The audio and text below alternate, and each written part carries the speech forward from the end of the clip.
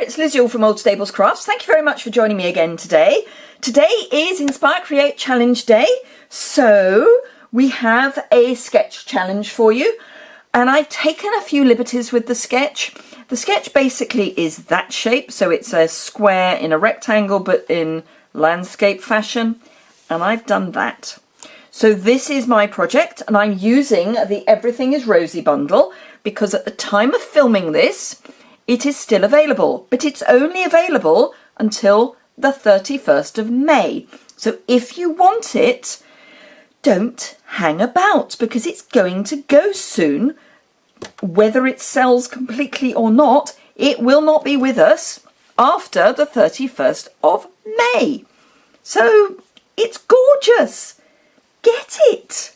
Obviously, if you get it from me, that's even better. And if you do get it from me, you will get a free pack of the basic pearls because they are beautiful when you colour them with the rose gold shimmer paint. Look at that. Isn't that just stunning? Love them. So, and I have to say, I have used so much of the shimmer paint and there is still so much left. So I'm going to have rose gold shimmer paint for a long time, I think. Anyway, so this was the first one I did. I'm going to make a slightly different version this time. I'm going to use Night of Navy with Melon Mambo as the feature paper, as opposed to Melon Mambo with Night of Navy as the feature paper. I'm going to use the same inner paper and the same die cut and the same stamped elements. The other ribbon, so the smaller ribbon that's in Melon Mambo, but other than that it's going to be basically, as much as any project can be, the same project. Now the first thing I've got to do is I've got some of the stamped die cuts left over because I do mass produce them, but I do need to make a few more, and I thought it would be good to have a reminder of how I do them. So I'm going to use the Stamparatus, and you can see I've already got it set up, having done some. Now, what I always do is I take some retired cardstock, and this was one of the roses, can't remember which rose, but anyway, and this was Wild Wasabi. So I've got the leaves die cut out of that, and the flowers out of, I can't remember the name of it. Isn't that bad? Let's have a look and see if I can find it. It was a regal. Rose red, that's what it was. Rose red, it was nothing rose at all. Anyway, so I have them die cut because that means that all I have to do when I want to do mass production of stamping is take my stamp, and I only need a couple of these, so you pop the stamp in to your die cut space. And I need this one as well, and that goes there. You just pop those into your die cut space and pick up your stamps with the lid of your Stamparatus, and let's pop the stamp set under there. That gives it a nice flat surface for inking up. Then I want these as second generation, so I'm going to ink up my stamps, stamp them once, and that makes it quite useful for making sure you've got them in the right place. Pop in the die cuts, and of course now the sun's coming out, it's going to be far too bright, but never mind. Pop your die cuts in, and then just stamp again, and that will give you second generation stamped, which is the look that I'm going for. And I want to do that again because I want to make sure I have sufficient. I know I need another of the large flowers, and I may possibly need another of the smaller. Let's get that properly in. There we go. And pop in my die cuts again. This is a great way of doing mass production. It is much, much easier to die cut before you stamp if you're going to use the Stamparatus method, because then you don't have to line your stamp and your die up, which is just so much easier. So that's the flowers. Let me just clean off my stamps with my cut in half chamois and take those off and pop those back on there. Switch that out, and I keep it in the box because then I know I've got my template ready to go. Close my Melon Mambo, get my Nice of Navy open, and I need inevitably two of the same. I need two of those, so I just need that stamp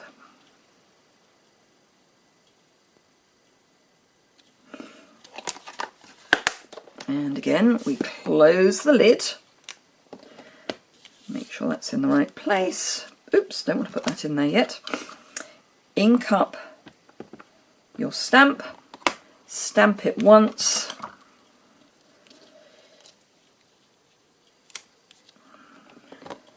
I'm actually going to turn that, stamp it again, that's one, and then I want the same again. So ink up, stamp once. Yeah, you see I'm out on my stamp, but I can see that before I put the die cut in, so that's the useful thing. My template has shifted, so let's pop that there. Let's pop another magnet on, lift up,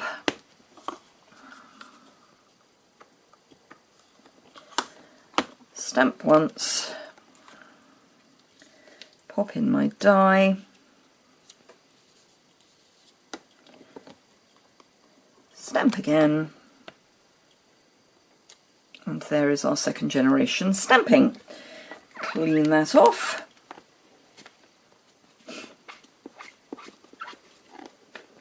And that's all I need the Stamparatus for.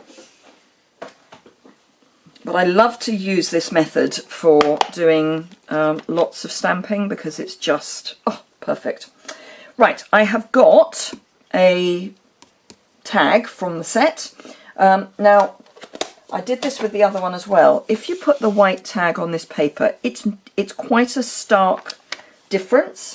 So what I have done is I've grabbed a piece of scrap paper, and I've got one of these, it's a makeup brush. You could use a dauber, but I do find that the makeup brush works best because you get a very small amount of ink. So you just dab it on your pad and just add the smallest amount of ink. Just get the worst, I say the worst, the most of it off before you introduce it to your paper, and you can just add gentle sweeps of colour and go in all directions, and then you have a better match. I've probably gone a little too far with that one, but you get the idea. So let's grab a stamp, and I think we'll probably do thank you again. I'm going to go Night of Navy this time. I did Melon Mambo even last time, but I think we'll go Night of Navy. So I like to change these things up a little if I'm doing two the same but different projects. Grab my narrow G block. All of my blocks are in desperate need of a clean. Then just stamp across the middle. Clean that off with my, oops, my chamois also needs a clean apparently. Pop that back, and then I'm just going to grab one of the florals and my baby A block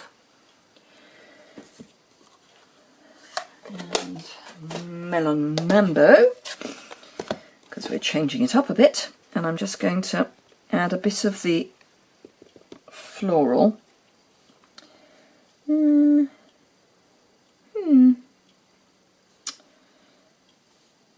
think we'll just go top and bottom. I just want a bit more something on the tag. There we go. Right, clean that off. Get rid of that, and then basically all we've got to do is construct.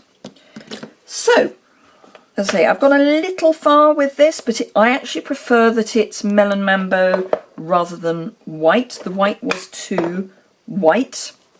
So, what have we got? We've got a liner, because for once I am going to do a liner. Oh, I've just realised I need to stamp the insides of my flowers. Right, so let's grab these back again, get my little baby block. And, yes, I will go there. Right, melon mambo for the centres.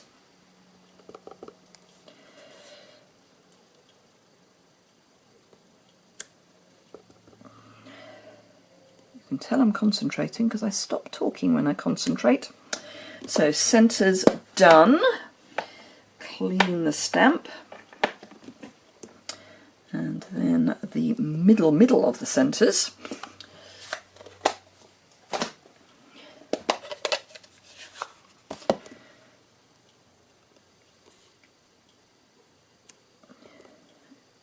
So just add these to the centre of my flowers. Now you could add some of the mirrored gems. I say gems, they're mirrored circles, dots I suppose is probably the word I'm looking for, but I'm going to use those for something else. Oh, I do need the ink for one more thing while I remember, and that is for the inside of the card. I am going to I'm going to stamp off and then stamp once and twice, stamp off twice, and just add some more there, and then also at the other end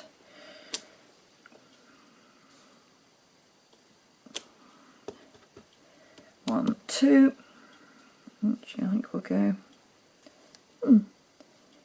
there, I think. Yep, just to add a bit of something on the inside. Clean that in a moment. So, construction time. I have got a piece of Night of Navy, which I've cut in half long and thin, scored in the middle.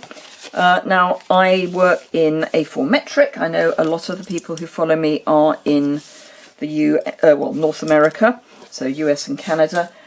Sorry, the measurements aren't quite going to work for you, but mine is a 5 5/8 by 3 7/8 mat, which is my standard size mat. And this I am going to attach with some snail if I can find where I've buried it. There we are. Because this is paper, not card, I am less inclined to attach it with the multi-purpose liquid adhesive. You can, but you do need to be careful that you don't do too much. So that's that. Then I have got a die cut using the largest of the square stitched shapes, which is in the stitched shape framelets. I have got a piece of the rose gold foil, and I'm just going to attach my square of Designer Series paper. I will have the measurements for this on my blog, and as ever my blog for this is linked immediately below the post, and it will take you straight over. Right, now this is one of those, you know, you kind of just build it up things. So the first thing I'm going to do is adhere probably, so I've got some of the rose gold frou-frou, for want of a better word, and I think the first thing I'm going to do is attach some of that, and I'm just pulling it to pieces, to the back of one of the larger flowers, and I'm going to attach that with a dimensional because it's perfectly reasonable adhesive. So as I need a dimensional on the back of that flower anyway, that'll be a dimensional. And then I think I'll take the other piece, or another of the pieces, and pop that that'll probably go there. So this I'm going to attach, that may be a bit long. Yeah, it'll be okay. It'll be okay. So that is going to go on there, and this is all going to go on here.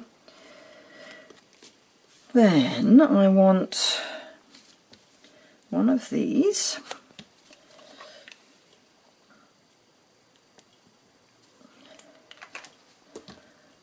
underneath, and it's always worth not adhering everything too close to the edge. Actually, before I go any further, I must put the ribbon and the sentiment on, otherwise I'm going to cover up where I need everything to go.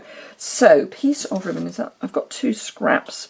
That one was probably the shortest. So I'm just going to pop this across my card or my mat. That's going to go there. So that will be about right.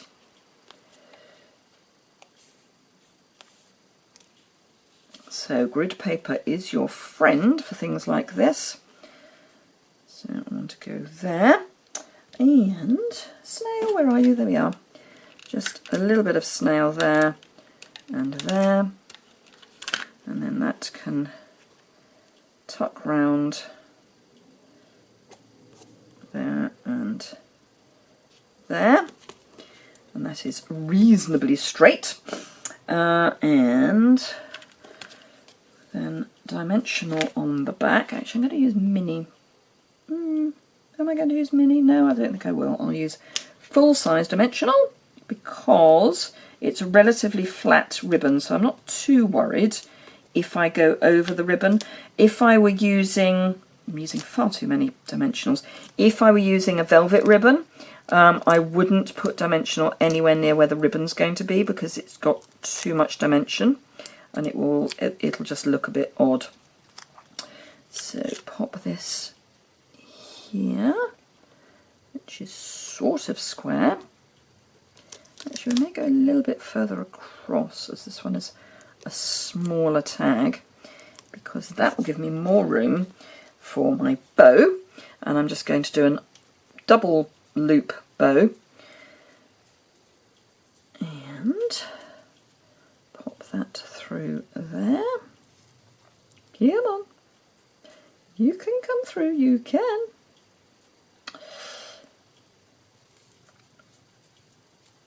There we go.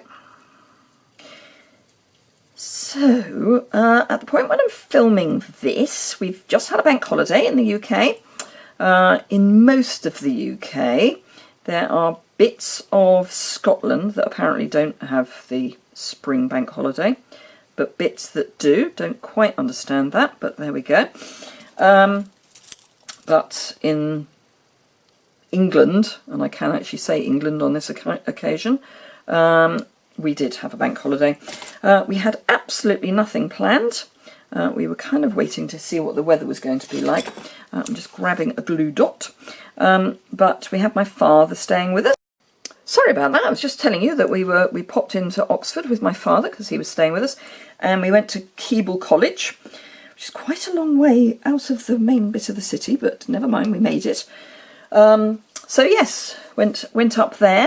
I then decided that coming back and doing a run after having had a very large lunch was a good idea, which it clearly wasn't. But hey-ho, there we go. So yes, we had an interesting bank holiday. Actually, I'm going to stick that on with some glue, I think. So I'm just going to add some adhesive to the back of one of these bits of foil. But yes, it was a nice weekend. Didn't get done some of the things I had planned, but no change there then. One of those. This is one of the small flowers which I had in my stash. I'm just going to pop that in there just to fill that space, and then I'm going to pop one of these leaves that we've just stamped behind the whole piece just to give a bit of something behind. Yeah. Then I'm going to pop another flower down at the bottom here. So yes, we had a good weekend. It's always nice to see my father. He doesn't live that far away from us, but we try to invite him up reasonably regularly, because now that he's on his own after my mother's passed away. Actually, I'm going to pop this on first. It's just nice to see him and make sure he's all right. Those of you who have followed me for any length of time will realise that we did have a bit of an interesting time a few months back, having to go up to Norway, which was fine. We all survived to tell the tale, so that was fine. Right, I'm going to trap one of these underneath a glue dot. You're going to think I'm mad, but I'm not really. So that's going to go there, and then take that off and pop a flower on the top. And then I want some baby flower leaves, just to, that's actually going to pop that over there, I think. So yes, we had a good weekend all in all. Pop that in there, I think. Okay, so that's that put together. And then this is going to go on the front of my card, and the key is to just make sure that everything is within the card. These bits one can manipulate a little bit to make sure that they're okay. And I'm going to be really expensive on the postage and pop all of this on dimensionals as well. So it's a large letter, folks. Sorry. And I am going to put some dimensionals kind of, whoops, further out than the middle, because it will help keep everything supported. And then let's pop one in the middle.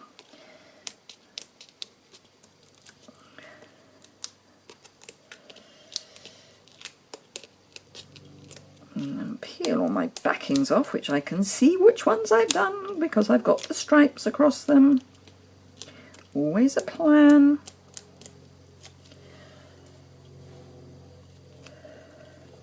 And then pop that as centrally as one can there.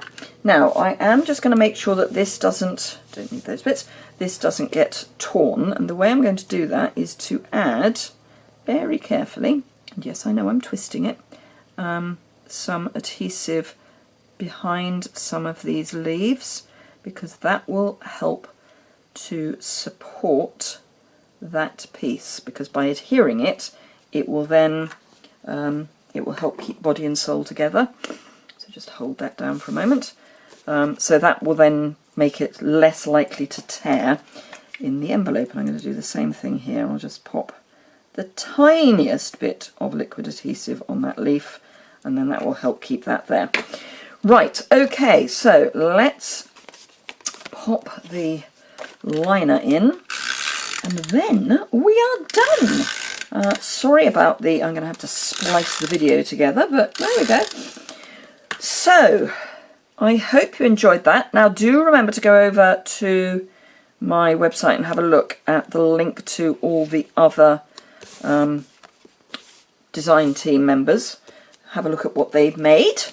There we go. So we've got the navy and, well, the melon mambo base with the navy and the navy base with the melon mambo.